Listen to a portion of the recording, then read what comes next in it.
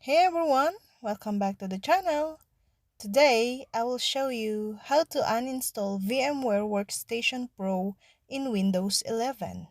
All you have to do is go to Settings or search for Settings. Let's proceed to the apps. Tap here, and at the upper, tap Installed Apps. At the upper again, search for VMware. Then, tap the three dots here and click Modify. And click Next. Click again Remove. In this box, do not check these two. Then, click Next. Then, Remove.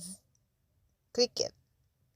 Now, you will wait for a minute to removing VMware Workstation Pro. After that, you can now restart your computer or laptop. I hope this video helped you guys.